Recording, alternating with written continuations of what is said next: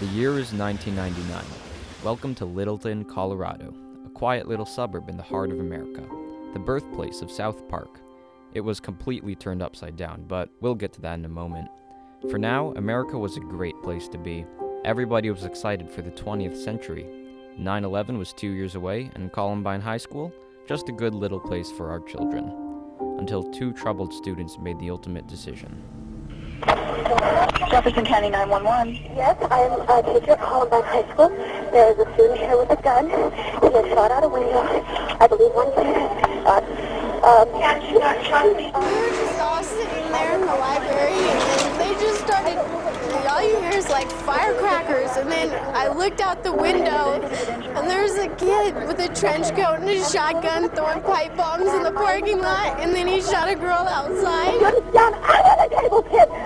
Hands under the table. Kids are screaming. Some of the teachers. April 20th, 1999. At 6 in the morning, Eric Harris and Dylan Klebold went bowling. They were just taking the bowling class for physical education credit. They didn't really care for the sport and mostly just fooled around.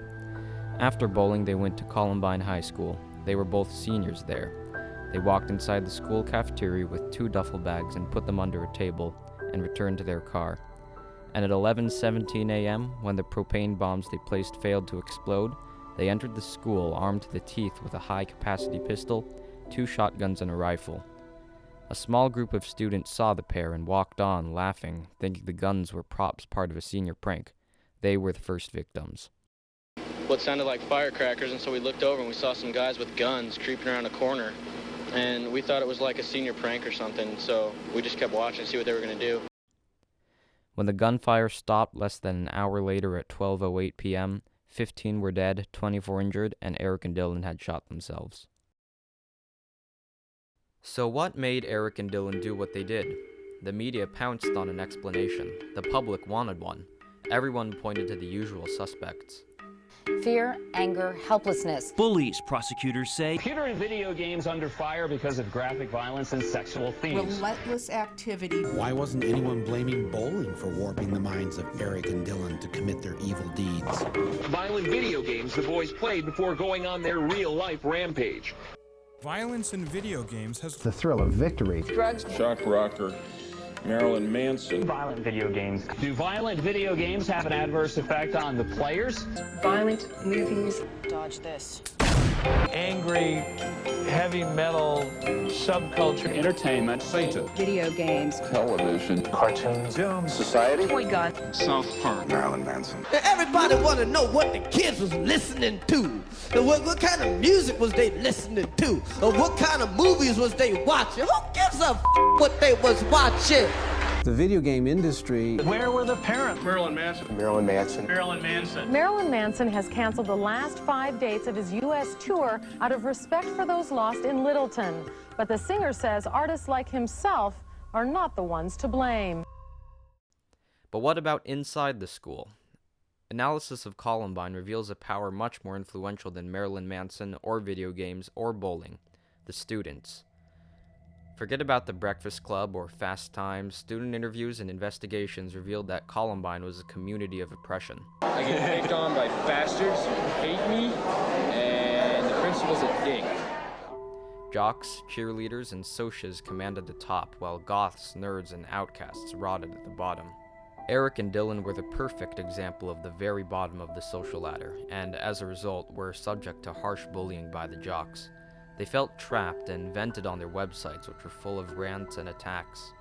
The internet was in its infancy, so no one noticed, but Eric and Dylan were, in essence, ticking time bombs.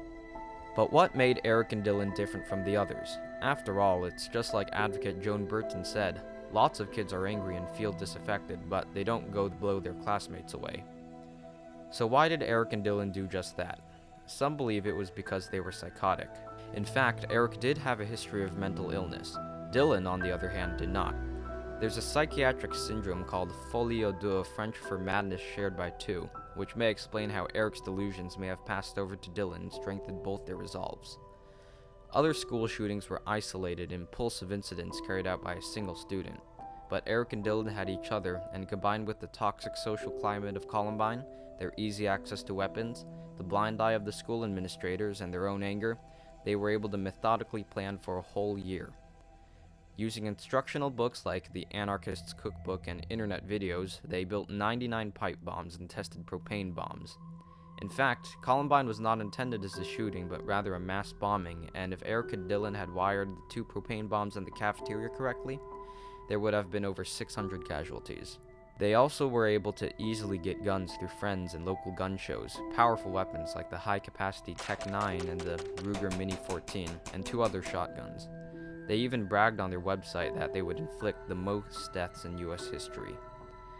Eric and Dylan wanted something far more than fame and attention, though.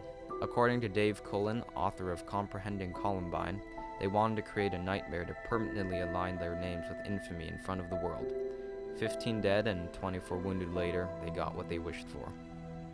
After Columbine, a wave of panic and fear spread across American school districts. It seemed everyone became that much more afraid of teenagers. And I got in the elevator, right? I'm getting in the elevator, and these 2 high school white boys tried to get on with me. And I just dove off. I said, y'all ain't killing me.